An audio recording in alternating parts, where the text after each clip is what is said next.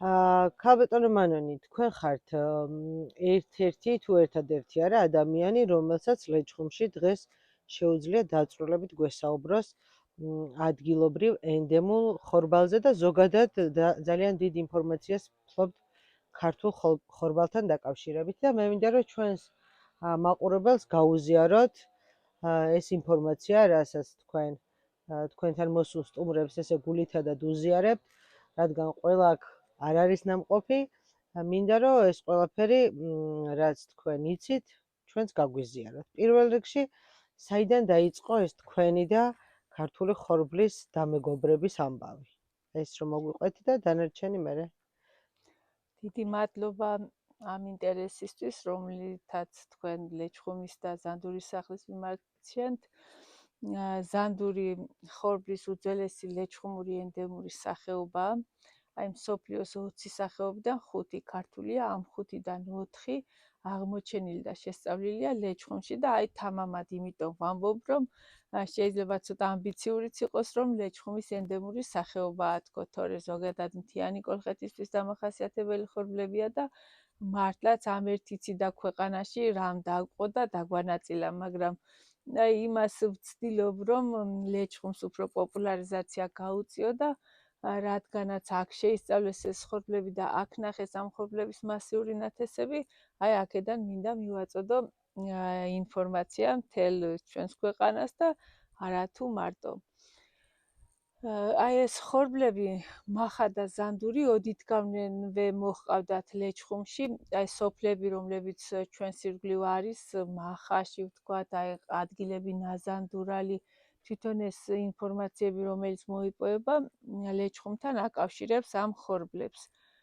მე პირადად მთელი ბავშვობა ბებიასგან მესმოდა ზანდურის შესახებ და უკვე ჩვენ სკოლაში როცა 48 წლის ვიყავი, მაშინ ჩამოვიდნენ ასპირანტები, ისინი ატარებდნენ ლექციას თემაზე ზანდურზე ცნობიერების ამაღლებისათვის, აი ამ დღიდან ჩემი ახალი ცხოვრება დაიწყო და ჩემი დაკავშირება ზანდურთან და შემდგომ ზანდურის სახლთან. ეს არის თქვენი ბეღელი ფაქტობრივად მუზეუმი, ხო? აქ მოსულ სტუმრებს ძალიან ბევრი ინფორმაციის მიღება შეუძლიათ.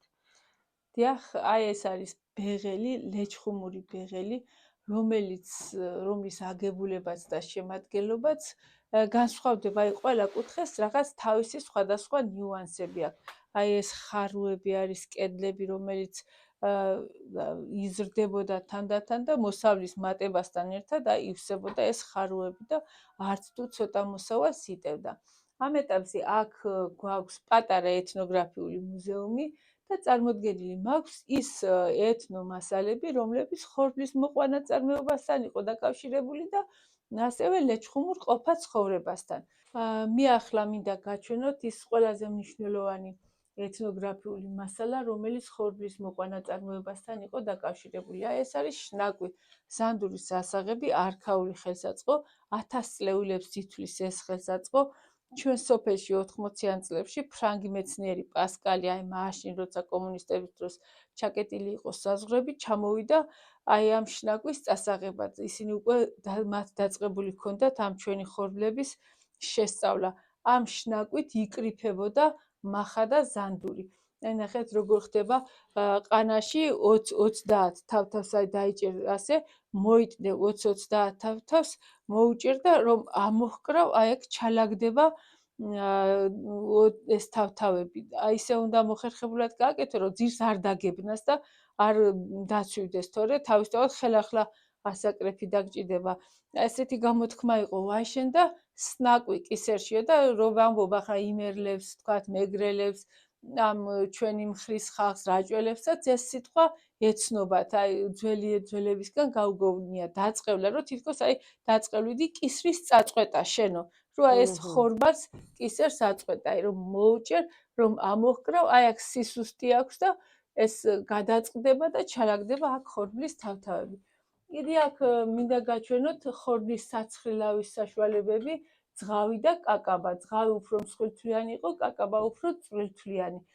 აქ მაქვს წარმოდგენილი კიდე ის ენდემური სახეობები, რომლებიც ჩემს ნაკვეთში არის მოყვანილი, პატარა-პატარა სადემონსტრაციო ნაკვეთები მაქვს და აი აღდგენა პოპულარიზაციას მეწევით, რომ ვთქვათ, ახლა ასე ამხოლებლების და ვცდილობთ გავაცნოთ ჩვენ სტუმრებს და მოსახლეობას აი ამ ხორბლების შესახებ.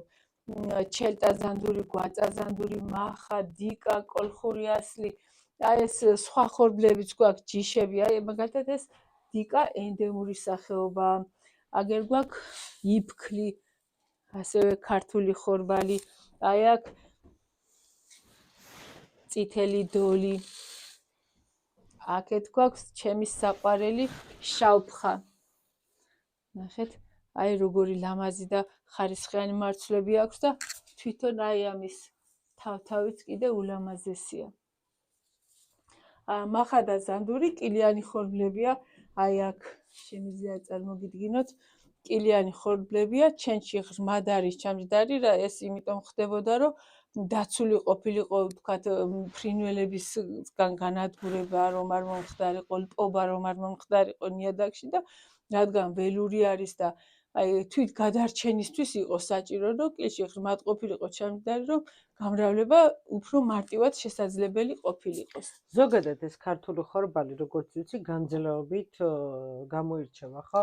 აი თქვენ კადეს მიღმა მოყოლილი გაქვთ, აი როგორ მერე ეს ამის ბაზაზე გამრავლდა და ესეც მინდა რომ ხორბლები გამოიყენება გენური ინჟინერიისთვის, აი გერმანელი მეცნიერების აზრით მსოფლიო ხორბლის 70% ზანდურის გენზე დგასო. ამერიკელი მეცნიერები ამბობენ, რომ ზანდური მსოფლიო ხორბლების კულტურული დედაო. გამოიყენება გენური ინჟინერიისთვის, აი გენი აქვს ძალიან ძლიერი, ჩაწოლისადმი მდგრადია, გლუტენის უმცირეს რაოდენობას შეიცავს, აგრეთვე დედის რძის იდენტურიაო მისი შემადგენლობა. ჩვენ ხომ 1000 წლეულების განმავლობაში ამ ხორბლებით ვიკვებებოდით და შესაბამისად ჩვენს ორგანიზმთან თავსებადობა მაღალია. აი აქ შეგიძლიათ კიდე წარმოვადგინოთ გობები და გობთან დაკავშირებით თქვათ მეგობარი. რამდენად მნიშვნელოვანი არის ეს სიტყვა, ძალიან მიყვარს, რომ ადამიანები თუ ერთ გობზე მიირთმევდნენ საჭმელს, ისინი ერთმანეთის წინაშე სულიერ ნათესაობას გრძნობდნენ და მეგობრები და უნდა ყოფილიყვნენ და ერთმანეთის მიმართ დახმარება და თანაგრძნობა უნდა გამოეცხადებინათ. აი აქ კიდე წარმოდგენილი გვაქვს, ნახეთ, სასაფურე. აი ეტაპობრივად ხომ ხდებოდა პურის ცხობა, აი ჯერ მოიწევდი, აიღებდი შნაკვით ხორბალს, გაცხრილავდი, მერე მოცეხვავდი, მერე გობზე მოზელდი, შემდეგ აი სასაფურე არის ასაფუებელი ცომის ჩასადები გერმეტული იყო, თავი კარგად ეხურებოდა, ეს ცაცხვის არის ხისგან დამზადებული, დიახ და ტემპერატურას არ კარგავდა.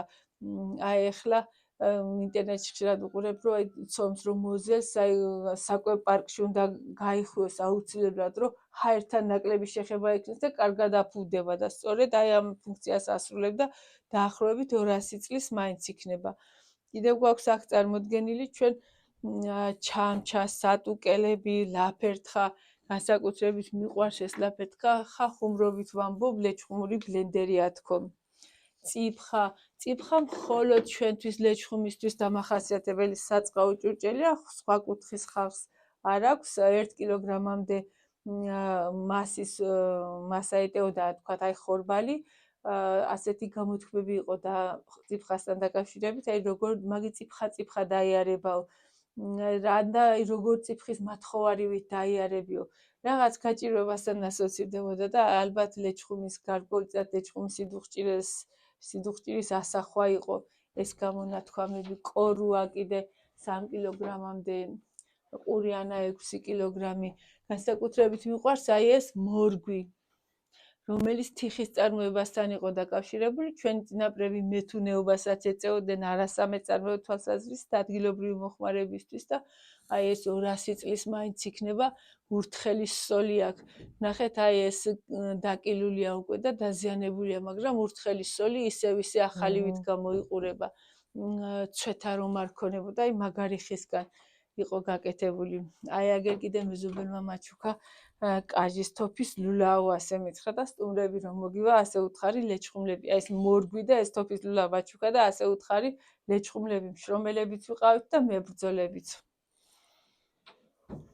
ქალბატონ მანონი, ისეთი მნიშვნელოვან და საინტერესო რაღაცებს ყვებით და ძალიან გულსატკენია, რომ ამაზე ინფორმაცია ხშირად არ არის არც ტელევიზიებში და ანუ ამ თემაზე ხარ რაზეც ვსაუბრობთ, კარგი იქნებოდა რომ მასიურად ხშირად ვესაუბრებოდეთ ქართველებს. მაგრამ აი მაინტერესებს ამის მიუხედავად, მე ვიცი რომ თქვენთან ძალიან ბევრი სტუმარი მოდის გარდა თქვამ ხორბალთან დაკავშირებისა, სხვა საქმიანობასაც ეწევით. მე მაინტერესებს რამდენად დიდია დაინტერესება გნებავთ ქართველების, გნებავთ უცხოელი სტუმრების აი ამ თემატიკით. რამდენად აინტერესებთ მათ ეს ისტორია, რასაც ახლა თქვენ ესე გულმოდგინედ ინახავთ თქვენს პატარა ბეღელში. ის სტუმრები, ვინც ჩემთან მოდიან, თავისთავად შინაარსით, აქაურობის შინაარსით არიან დაინტერესებული. მათ ყველაფერი აინტერესებთ აი ხორბალზე განსაკუთრებით. ახლა უკვე იუნესკოში წარადგინეს ქართული ხორბალი როგორც მსოფლიო კულტურული მემკვიდრეობა და აი მას რომ დაცვა სჭირდება და რამდენიმე დღეში მესამე მოსმენა გაიმართება და ალბათ უკვე ისე კარგად არის წარდგენილი რომ დაგწდება კიდეც და საქართველოსთვის ეს ძალიან მნიშვნელოვანი იქნება. როგორც ღვინო, ისე იქნება სავიზიტო ბარათი. სავიზიტო ბარათი, ხორბალი, აი როგორც ღვინის გზა, გვინდა გაკეთდეს ასევე ხორბლის გზაც. სტუმრებს მართლაც აღაფრთოვანეთ აი ეს ბეღელი და ეს ძველი სამყარო ძალიან მოსწონთ. ძალიან დიდ საქმეს აკეთებთ თქვენ და ამის ყველაზე კარგი დასტური არის ის პატარ-პატარა ნაკვეთებზე გაშენებული, ჩვენ გადავიღეთ გაშენებული ეს ენდემური ხორბალი, რომელთაც თქვენ უნარჩუნებთ სიცოცხლეს, ხო, ამ ჯიშებს. კი, დაინტერესება წამოვიდა ახლა დარიგდა სამეცნიერო წრეები ცდილობენ რომ აი ეს ხორბალი გავრცელდეს. ნანა ჩხუტიაშვილი არის ასეთი ქალბატონი, რომელიც ცდილობს მიაწოდოს მთაში მცხოვრებ ქართველებს ეს თესლი და დაითესოს და გამრავლდეს. ზოგიერთი თესლი აი მისი მოწოდებული არის აქ რაც მაქვს. არა მარტო თქვათ მე ვთესავ, უკვე ბევრი ადამიანი თესავს ხორბალს და ჯერ კიდევ აი ჩვენ ხო არ ვიცით, დაკარგული გვაქვს ის კულტურა, რაც ამ ხორბალთან მის მოყვანა წარმოებასთან, მის მოხმარებასთან იყო დაკავშირებული, მაგრამ ეს ინტერესი თანდათან გაღვივდება და მომავალში შედეგს გამოიღებს და კმაყოფილი ვარ ამით. კი, ძალიან სასიამოვნოა ეს ინტერესი, რომ გაჩნდა და ძალიან დიდ მადლობას გიხდით თქვენ როგორც რიგით მოქალაქეს, რომელმაც ეს ინტერესი გამოხატა და ესეთი პატარა მუზეუმი გააკეთა საკუთარ სახლში და ამხელა პოპულარიზაციას ეწევით. მე მსგავსი არ შემხვედრია, რო გითხრათ სიმართლე დიდი მადლობა არც ერთ კუთხეში და ასეთი მაღალი შეფასებისთვის ძალიან დიდი მადლობა. რამდენად რთული მოსავლელია ეს თქვენი ნათესები, რაზეც თქვენ ცდილობთ რომ შემოინახოთ ეს ადგილობრივი ჯიშები. აი რამდენად რთულია მოსავლელად? ქართული ხორბლები თავისი გენეტიკური თვალსაზრისით მარტივად მოსავლელი ხორბლებია. სოკოვანი დაავადებები ნაკლებად უჩნდება. აი ეს ენდემური სახეობები არ მოითხოვს განსაკუთრებულ ნოყიერ ნიადაგს. ისინი მცირე მოსავლიან მიწებზეც კარგად მოდის და ამიტომ რომ გითხრათ ახლა რომ დიდად მოსავლიანია და აი თქვათ რენტაბელური არის, ასე არ არის. ასე რენტაბელური რო ყოფილიყო, ალბათ არც გადაშენდებოდა. მაგრამ იმდენად რამდენადაც ეს ჩვენი წარსულის ნაწილი არის, ხო, რთული მოსავლელი ნამდვილად არ არის. აქაური ქართული კლიმატი მისთვის თავისთავად ბუნებრივი მდგომარეობაა და მომავალში ვფიქრობთ, აი ვოცნებობ იმაზე, ჩემი ცხოვრების მთავარი მიზანი არის დიდ ფართობზე დავთესო მახადაზანდური და მახასდაზანდურის პური გამოვაცხო. თავისთავად ეს ფუფუნება იქნება და დიდ თანხებთან იქნება დაკავშირებული, მაგრამ იქნება ცოტა სახელმწიფოსგან ხელშეწყობა, ცოტა ჩემი ენთუზიაზმი, კიდე გარშემო დამხმარე ადამიანები და იქნებ შევძლო და ამ მიზანს მივაღწიო. ამ ენდემური სახეობებიდან ჩემი ერთ-ერთი საყვარელი ხორბალი არის კოლხური ასლი. კოლხურ ასლთან ასეთი საინტერესო ისტორია არის დაკავშირებული. ეს აღმოაჩინეს სოფელ მექვენაში, ხვამლის მთის ძირში, ახალგაზრდა ლაბორანტმა გოგონამ. მან ეს ხორბალი შეისწავლა, მაგრამ ვერ გაბედა ფართო სამეცნიერო წრეებში, რომ ეთქვა ახალი ხორბლის სახეობა რომ აღმოაჩინა. პირველი სახელი უწოდა ხვამლიკუმი. შემდეგ აი ამ გოგონას ნაშრომებზე რუსმა მეცნიერმა, ისედაც ნახულიც რომ არ ქონდა თურმე ეს ხორბალი, შეისწავლა და უკვე სამეცნიერო წრეებში რომ განაცხადა ახალი ხორბლის აღმოჩენის შესახებ, უწოდა მას ერთ-ერთი რუსი მისი მოქალაქის გვარი და ამ ეტაპზე სამეცნიერო ლიტერატურაში იმ სახელით მოიხსენიება და ქართველებმა, რადგან ქართული ენდემური სახეობა იყო, აი ასე მოიხსენიებთ როგორც კოლხური ასლი. გარდა სინამდვილეში არაფერ შუაში არ არის ხო, თავისთავად, მაგრამ მეცნიერი არის მექვენაში აღმოჩენილი ნამდვილი ქართული ხორბალი. აი ეს ხორბლები ყველა ხორბლები აქ ლეჩხუმში არის აღმოჩენილი, შესწავლილი და ის პირველ წყარო აქედან მოდის და მართლა ძალიან ამბიციური ნათქვა აი ის რომ აი ლეჩხუმის ენდემური სახეობა საქართველოსთვისაც ძალიან ბევრია 5 ენდემური სახეობა. წინა აზია ხორბლის სამშობლოდ ითვლება და თურქეთს ერთი ენდემური სახეობა აქვს, ირანს ერთი ენდემური სახეობა, სირიას ერთი და აი წარმოიდგინეთ რომ საქართველოს 5 აქვს ტერიტორიით 10-ჯერ მცირე მაინც არის მათზე და ახლა მე რო ვამბობ რომ ამ 5-დან 4 ლეჩხუმისაა თქო, ხო ძალიან თამამი ნათქვამია, მაგრამ რადგანაც აქ აღმოაჩინეს, აქ შეისწავლეს, ვთამამო კიდეც. არ გეწყინებათ ალბათ. ფაქტია ასეთი. აი ეს ქვა ქართულ ლავაშს ხომ გავს, ნახეთ. მეზობელმა მაჩუქა, როცა ხორბალთან დაკავშირებული ეცნო მასალებს ვაგროვებდი, რადგან ლავაშს გავდა და პირველი ინგლისელი სტუმარი რომ ყავდა, მაშინ აი ის თითქმის არც მყავდა მაშინ მიღებული სტუმრები და ბოლომდე დალაგებულიც არ ვიყავი აქ. ამჟამად ის კაცი საქართველოში პურს აცხობს, მაიკლი ჰქვია გვარი არ მახსოვს. რომ მკითხა რა არის და ვუთხარი ასეა თქო და არაო ასეთიო მაქვსო მექსიკაში და თბილისის მუზეუმში ნახული, ეს არის წისქვილის უძველესი წინაპარი, აი დაიჭერდნენ ასე ხელში, დაყრიდნენ ხორბალს და მეორე ქვით უხახუნებდნენ და აი ღერღავდნენ, ფქვავდნენ, ახლა დაფქვა ცოტა უფრო ის არის, აი როიტყვან მოშლიდნენ მარცვლად და გამოცხობა ვთქვათ, აი უკვე ცომისებური მასის მიღება შედარებით იოლი იქნებოდა. ეს არის ესე იგი პირველ ყოფილი პროტოტიპი იმის წისქვილის და თამამად მივაწერეთ წისქვილი. ძალიან მიყვარს ხორბლები. რო ვთქვათ ასე, ჩემი სული დაგულია, შვილებივით, აი ასე რო ვეფერები ახლა ხორბალს, ხო თითქოს ცოცხლები არიან, ასე მგონია და მართლაც ასე. სულ ვოცნებობდი ბავშვობაში ხორბლის თავთავი რომ ენახა. პირველად აი რომ გითხარით თბილისიდან ჩამოსული სტუმრები, რომლებიც ლექციას ატარებდნენ თემაზე ზანდურზე ცნობიერების ამაღლებისათვის, აი მათთან ვნახე პირველი თავთავები. ხორბალი კი მქონდა ნახული, ახლა ასე მარცვალი, მაგრამ თავთავებთან არ მქონია ახლა გააზრებული შეხება. წარმატებას გისურვებთ მართლა ყველა საქმიანობაში, რასაც თქვენ აკეთებთ, იმიტომ რომ ეს არ არის მარტო რაღაცა კერძო თემა, მე ვფიქრობ, რომ ქვეყნის საქმეს აკეთებთ.